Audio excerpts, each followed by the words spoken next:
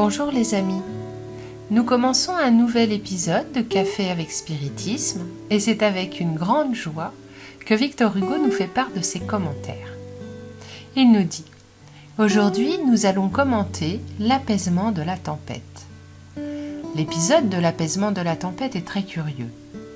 Jésus monte sur le bateau avec ses disciples, ils vont de l'autre côté du lac de Tibériade et au milieu de leur voyage, ils sont surpris par une tempête. Jésus dort et les disciples commencent à désespérer.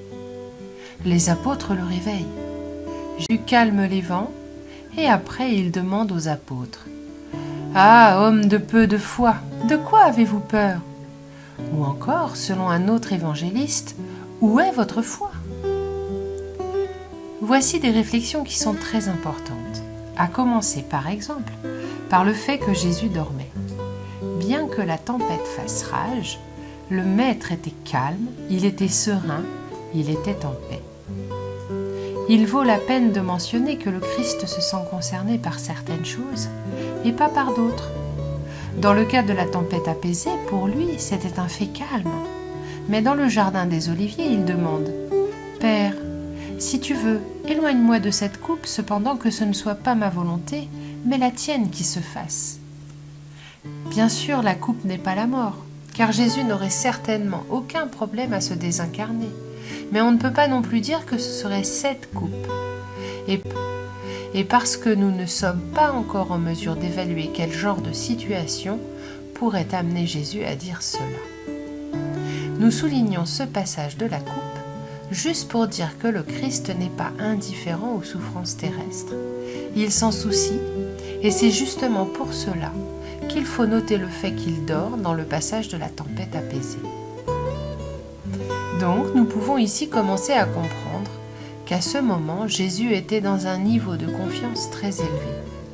Cependant, ce qui est parfois facile pour Jésus ne l'est pas pour nous.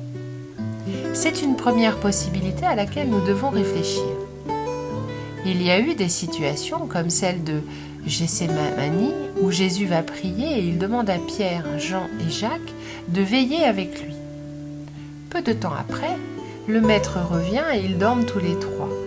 Alors il dit « Ainsi, vous n'avez pas eu la force de veiller 1 heure avec moi. » Il est clair qu'il y a des situations qui nécessitent une plus grande vigilance que d'autres.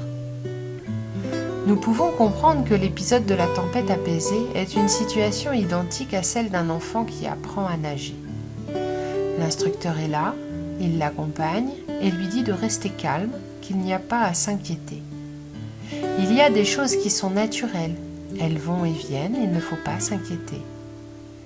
Ici, dans ce passage, Jésus dormait. Par conséquent, les disciples avaient la responsabilité de diriger le bateau. Le Christ était en lui, et le fait même de se coucher montre qu'il est calme, et voici la leçon. Jésus avait déjà certainement donné les consignes de ce qu'il fallait faire. Il appartenait aux disciples d'exécuter ce qui était proposé, d'avoir foi en ce qui était désigné, de poursuivre avec confiance jusqu'à destination.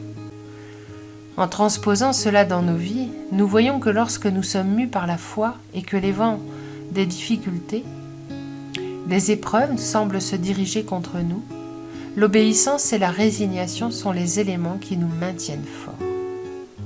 Jésus savait qu'il atteindrait l'autre côté. Pour lui, il n'y avait aucun doute, son cœur était en paix. Il s'est reposé, car quiconque a la foi se repose, tandis que celui qui ne l'a pas s'inquiète de façon excessive. Et par conséquent, celui qui n'a pas la foi ne parvient pas à avoir l'obéissance ni la résignation. Et alors, les circonstances s'agitent de telle manière que la personne perd toute référence. La matrice de notre assurance est dans la foi. Dans le passage que nous voyons ici, nous nous rendons compte que le moment était venu pour les disciples, confiants dans le Maître, de faire ce qui leur incombait.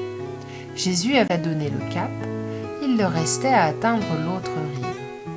Et ainsi, nous commençons à comprendre que si nous acquérons cette force de la foi, si nous nous tournons vers Dieu, si nous cherchons à orienter nos pensées vers le Père supérieur, alors les vents des épreuves qui sont devant nous dans l'incarnation même s'ils sont forts, n'enlèvent pas la tranquillité de nos cœurs, parce que nous sommes engagés vers le plus grand objectif que nous ayons. Jésus était calme, il était sûr de l'endroit où il allait arriver.